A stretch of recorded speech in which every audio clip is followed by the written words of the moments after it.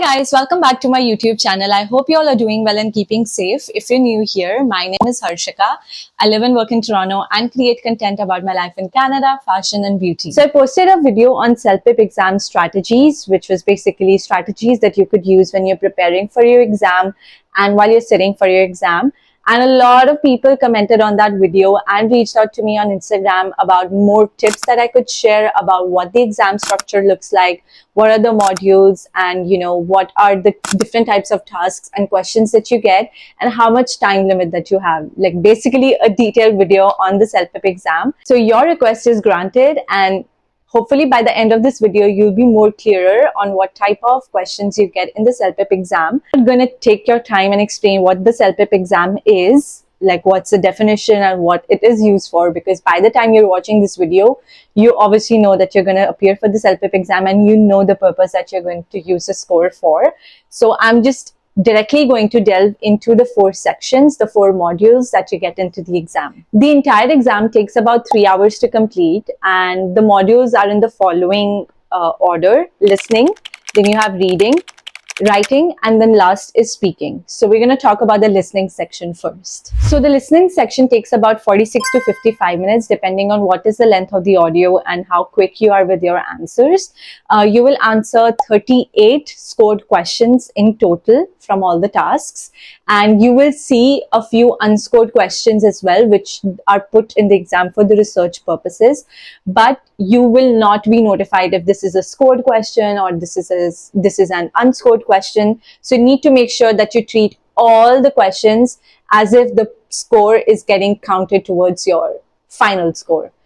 In this module, you'll hear all the audios only for once, so you need to make sure that you take your points, like write down little points, any keyword that you hear, and you need to be very, very careful of what you're hearing and what you're understanding.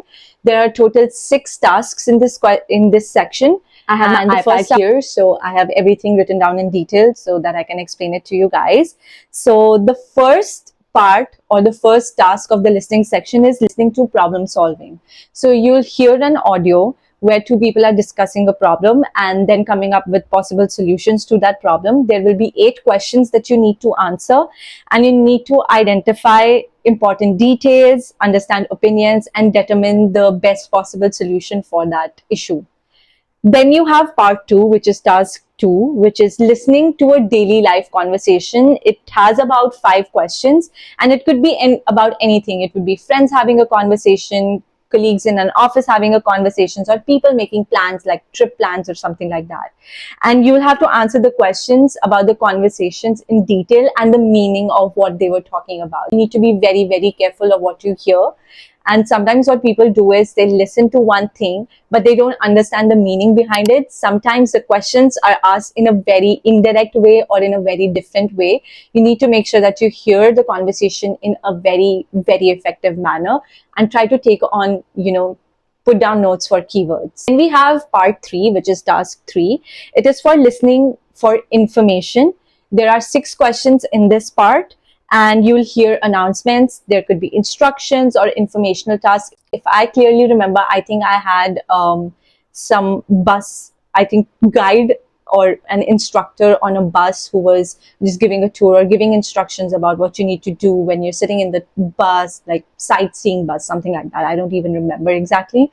It's been months. And your goal is to understand the important facts, the dates, instructions, and key points. It could be anything. It could be a news reporter giving an announcement. It could be instructions being handed out or just an informational talk. So you need to make sure that you catch on to the details, the instructions, and the key points that were mentioned in the information. Then you have part 4, which is listening to a news item. This section again has 5 questions. You listen to a short news report and answer questions about the events that are being discussed. In my case, it was about a tsunami, and tsunami that had hit some other city, and there was a news article on it. I heard the audio, and then I had to answer the questions about the events. What was the city? What happened? How, large scale it was, or something like that. Then you have part 5, which is listening to a discussion. You'll answer 8 questions in this section.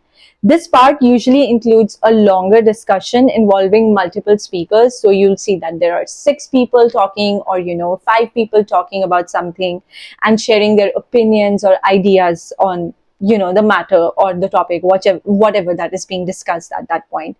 You need to identify who said what and understand different viewpoints. For instance, you have A, B, C, D, E people talking.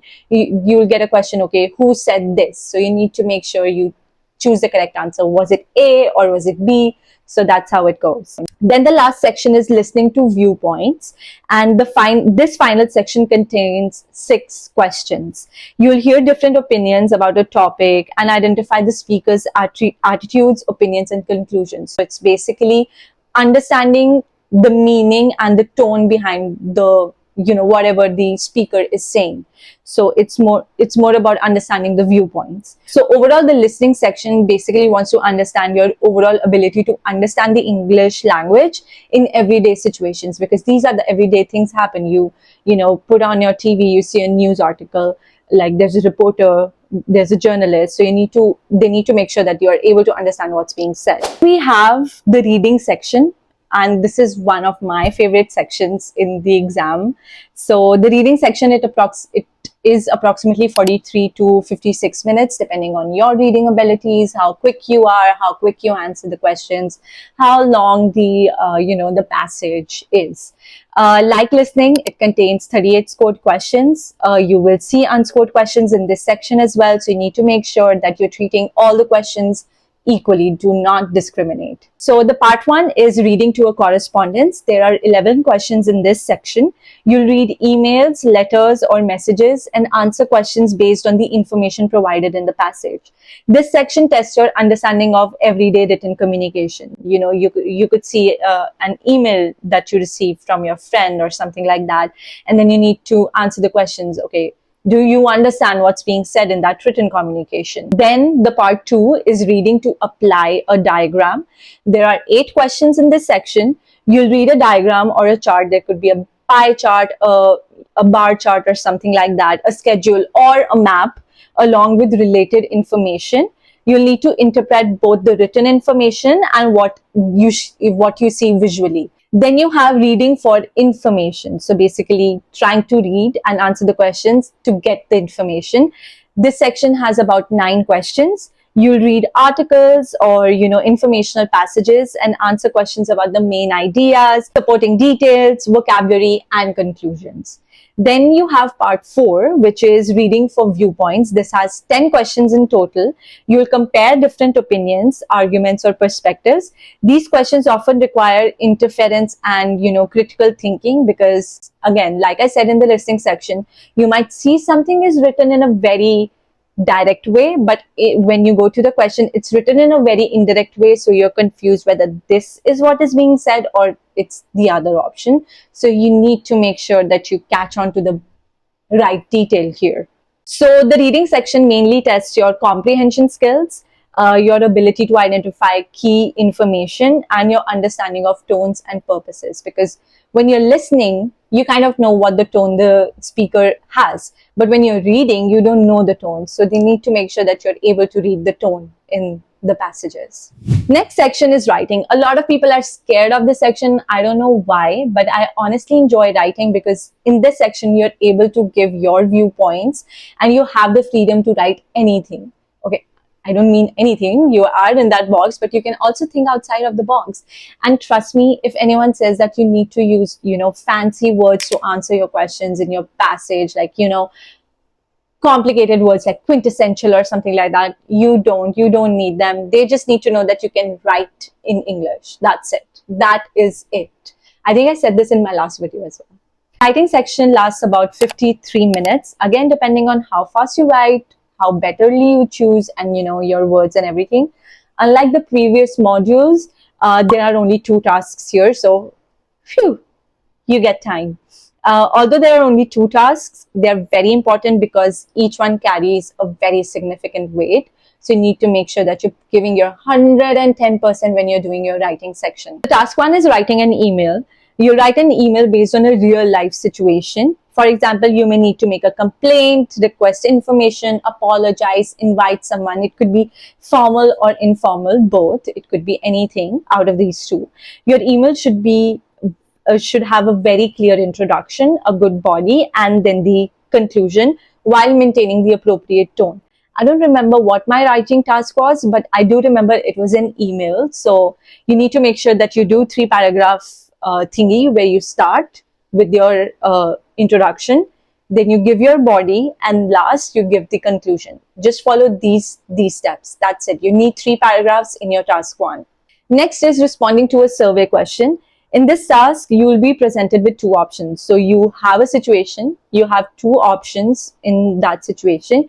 You need to choose the one that you feel is of the best interest, and then support your opinion with reasonings. So you'll explain why you didn't choose something. That is also what you have to do.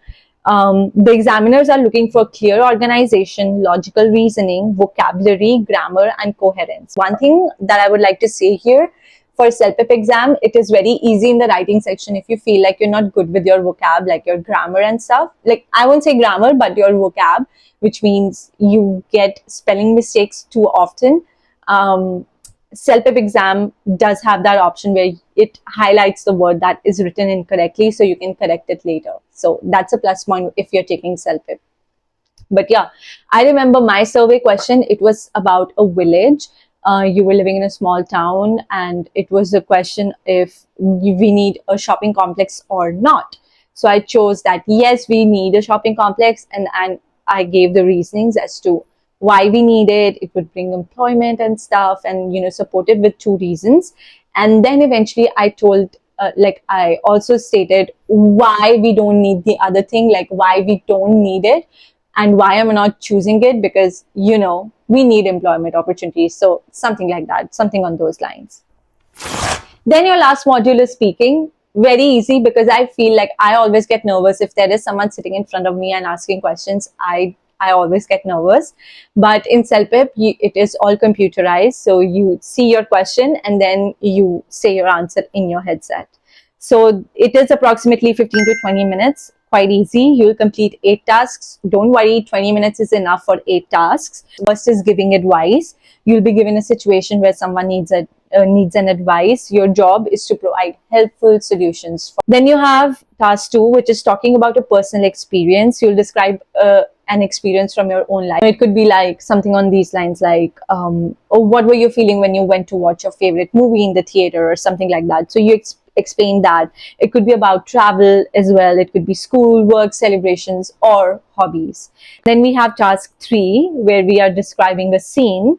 You'll see a picture and describe what's happening in the picture. So that's completely easy. You need to include as many details as you see. I remember I had a picture of a cafeteria, a school cafeteria. There were a lot of students in there. There was a lady serving food, and then there was someone who had spilled their drink or coffee, and there was a person who was about to fall on that. So I had to describe all that thing. And then, just related to this task is your next task, which is basically making a prediction. So I saw the same picture again, and they asked me, what do you think is going to happen after, all of this? So you look at the picture, predict what might happen next, and you'll explain your reasoning using logical ideas. Do not be illogical, okay? Then we have task 5, which is comparing and persuading. You will compare 2 options and convince someone to choose one of them. Strong reasons and clear organization are essential here. So, for instance, you have a friend who wants to choose a red dress or a black dress, and then she asks you for your opinion, and you tell her that, oh, you need to get the red dress because whatever the reasons are. But make it logical. So then we have task 6, which is dealing with a difficult situation. You'll respond to a challenging situation, such as solving a problem or handling a complaint. Then you have task 7, which is expressing your opinion. You'll give your opinion on a topic and support it with reasons and examples. So I remember I had a picture of a room to describe this room to my friend and, tell them why I think this room is good for them because they're looking for a house and, this matches their vibe. There's a cat and stuff. Like, it was very unusual and I had to express my opinion on why this room suits well for them. So that is task 7. Then we have task 8, which is describing an unusual situation. So you will describe a unique or unusual situation using clear and organized language. One thing that you need to remember in your speaking, all of your tasks, you need to make sure that what you're saying makes sense. So don't be in your head too much. What I felt after giving my exam, let me tell you, when I was giving speaking, I messed up my task 2 and I was like, okay, I'm not going to get a good score here because my speaking is messed up. And I got stuck at that task. And after that, I was only thinking, and I was not thinking that I have 6 more to go and I could pull my score there. But I was thinking only about that thing. So you need to make sure that you are clear-minded. And eventually, when I got my score, I got a 12 in my speaking. And I realized they only wanted to know that I can explain and I have clear body when I am speaking, English and having a conversation with someone or whatever the task is. So that is what the examiners focus on. This is what the exam focuses on, that whatever you're expressing, whether it's in writing or in speaking, you are clear with what you're saying. And secondly, anything that you're writing or you're speaking makes sense. Like the other person is able to understand and that's it. And that is it. If you found this video to be resourceful, give this video a like, comment down if you have any questions, and subscribe to my channel. If you need to watch some strategies on when you're preparing and when you're sitting in your exams, some strategies on that thing, you can go watch my video. I'll put the link in the description box. I hope you get the most out of this video. It is one of the most resourceful things that you find on internet, and I hope this video pushes you in the right direction while you're preparing for your examinations, and I'm able to give you some extra points, like brownie points in your preparation stuff. And trust me, it is all about practice, practice, practice, practice, practice as much as you can. And if you need some other thing, if you have any other questions, you can comment them down or you can follow me on Instagram. I'm going to put the link to my Instagram in the comments and in the description box, and I'm going to put the username right here, anywhere on the screen. You can follow me on Instagram. If you DM me, I'm going to reply to you. That's what I do every time. I like to reply to your texts. So yes, if you want to personally reach out to me, you can reach out to me on Instagram. And that is it. If you need anything else, if you need any other video from me on, preparation for CELPIP or anything that you know about life in Canada, any questions that you have, like what's the life here and what you need to do and what are the different options, anything that you need, your request will be granted, but you need to subscribe to my channel and like all my videos. Thank you so much for watching, and I'll see you in my next video. Bye.